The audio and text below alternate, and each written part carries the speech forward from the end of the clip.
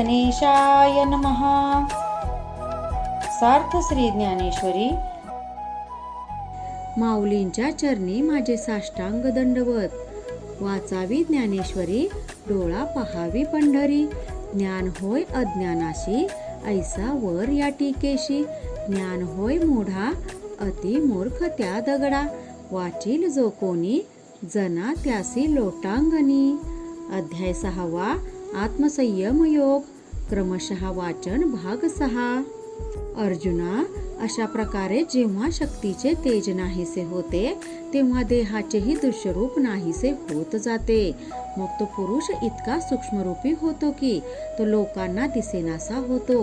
वास्तविक पाहता त्या योग्याचा देह हा खरं तर पूर्वीसारखाच असतो, पण या साधनेने तो आता मात्र पूर्ण वायुरूप झालेला असतो. केळीचे सोपटे काढून त्याचा गाभा उभा करावा म्हणजे तो जसा दिसेल, किंवा आकाशाला अवयव उत्पन्न झाल्यावर ते जसे दिसावे, अशी जेव्हा त्या योग्याची शरीराची अवस्था होते तेव्हा त्याला खेचर म्हणजेच गगनपंथी संचार करणारा असे म्हणतात. हीच या योग्याला प्राप्त होणारी सिद्धी हा सर्वसामान्य लोकांना एक मोठा चमत्कार वाटतो. अशा प्रकारे योग साध्य साधणारा योगी चालून गेल्यावर त्याच्या पावलांचे मागे जे ठसे उमटतात त्या प्रत्येक पावलाच्या ठशाजवळ अनिमादिक सकल सिद्धी या त्याच्यासाठी जणू काही हात जोडून उभ्या असतात. भगवान श्रीकृष्ण म्हणतात, अर्जुना, आपल्याला त्या सिद्धीचं काय करायचं आहे? तू एक लक्षात घे, पृथ्वी, आप आणि तेज या तिन्ही भूतांचा देहातल्या देहातच लय होत असतो.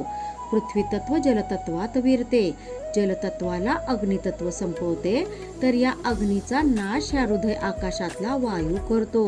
सर्वात शेवटी शरीरात जर काय अन कोण शिल्लक राहत असेल तर फक्त एकच प्राणवायू. अखेर तो प्राणवायू सुद्धा त्याची वेळ झाली की कोणासही कल्पना न येता वर आकाशाला जाऊन मिळतो. त्यावेळी या कुंडलिनी शक्तीचे कुंडलिनी हे नाव जाऊन तिला वायू म्हणजे मरुत असे म्हणतात. पण जोपर्यंत ती परब्रह्मात जाऊन मिसळत नाही तोवर तिची शक्ती कायम असते. त्यानंतर ती कंठस्थान फोडून ब्रह्मरंध्र आकाशाच्या पहाडावर प्रवेश करते. ती ओंकाराच्या पाठीवर पाय देऊन पश्चिंती वाचेशी पायरी चढते. त्यानंतर जशी नदी वळणे घेत जाऊन शेवटी सागराला मिळते, त्याचप्रमाणे ही सुद्धा ओंकारातील अर्थमात्रा ओलांडून त्या ब्रह्म आकाशात जाऊन मिसळते. नंतर ती मस्तकाच्या पोकळीत स्थित होते. मीच ब्रह्म आहे या भावनेने आपले बाहू पसरते आणि त्या परब्रह्माला मिठी घालते. त्यावेळी पंचमहाभूतांचा पटल दूर होतो आणि त्या शिवशक्तीचे ऐक्य घडून येते आणि ती एका आगळ्याच ब्रह्मानंदात जाऊन विसावते. ज्याप्रमाणे आकाशातील ढगातील पडणारे पाणी हे पुढे नद्यांच्या रूपाने जाऊन शेवटी त्या एका सागरालाच मिळते, त्याप्रमाणे ज्याने हा देह धारण केला आहे तो जीवात्मा त्या देहाच्या साधन उपासनेचेच शेवटी एक ब्रह्मपदी जाऊन मिसळतो. नद्या सागराशी एकरूप होतात तसा हा पण एकरूप होतो. त्यानंतर मी वेगळा आणि आत्मा वेगळा हा द्वैत्यभावच शिल्लक राहत नाही, किंवा मी तोच आहे हे बोलणेही मागे उरत नाही. एक आकाश हे दुसऱ्या आकाशात जाऊन मिसळते असे जे तत्व सांगतात तो प्रत्यक्ष अनुभवण्याचे भाग्य आहे. तो अनुभव हा शब्दांच्या माध्यमातून सांगता येणेही अगदी दुरापास्त आहे. असा अनुभव ज्याला मिळतो ना अर्जुना, त्यालाच सिद्ध म्हणावे. त्याची ही अनुभूती मात्र शब्दातीत आहे. पार्था, अरे नीट विचार केला तर असे लक्षात येते की ही गोष्ट मी शब्दांनी सांगेन असे अभिमानाने जी वाचा म्हणेल ती सुद्धा प्रत्यक्षात ह्या अनुभवापासून दूर राहिलेली असते. भुवईच्या मागील भागात जे आज्ञाचक्र आहे तिथे मकराचा देखील प्रवेश होत नाही. त्या जागी एकट्या प्राणवायूलाही तिथे जाणे हे मोठे संकट वाटते. जेव्हा तो वायू तिथे जातो तेव्हा तो तदाकार होतो, त्याचे शब्दांचे बोलणे खुंटते. मग आकाश तत्वाची सुद्धा आटणी होते. जिथे त्या अव्यक्त स्थितीच्या डोहामध्ये मध आकाशाचा थांगपत्ता उरत नाही तिथे शब्दांचे ते काय, म्हणून हे ब्रह्म शब्द किंवा अक्षरे यांच्यात सापडणे सर्वस्वी अशक्य आहे. तसेच ते ऐकू येण्यासारखेही नाही. हे त्रिवार सत्य मानावे. जेव्हा कधी दैवाने असा अनुभव येईल तेव्हा ही स्थिती अनुभवणारा साधक हा स्व विसरून त्या अवस्थेशी तद्रूप झालेला असतो. त्यानंतर एकदा का तद्रूप झाले की त्यानंतर कितीही जरी त्याबद्दल बोलले तरी ते सर्व व्यर्थ होय.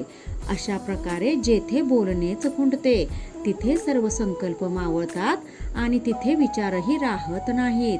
त्या ब्रह्मस्वरूपाबद्दल सांगायचे झाले तर असे सांगता येईल की ज्याला सहज स्थितीचे सौंदर्य, समाधी अवस्थेचे तारुण्य, ज्याला आदी अन अंत नाही, ज्याचे कशानेही मोजमाप होत नाही, जो विश्वाचा आधार आहे, योग साधनेचे अंतिम फळ आहे आणि जे आनंदाचे जीवन आहे. तिथे आकाशाचा शेवट होतो. ते म्हणजे केवळ स्थिती असून तिथे आदी व अंताचाही लोप झालेला आहे. ते परब्रह्म म्हणजे दुसरे तिसरे काही नाही, तर ते म्हणजे पंचमहाभूतांचे मूळ कारण, तेजाचेही महातेज आहे. पार्था, अरे ते परब्रह्म हे माझेच मूळ स्वरूप आहे हे जाणून घे. ज्या वेळी साधू संतांचा, धर्माचा अधर्माने, दुराचारी लोकांनी छळ केला तेव्हा त्यांच्या रक्षणासाठी त्या मूळ स्वरूपापासून चतुर्भुज मूर्ती आकाराला आली आहेत.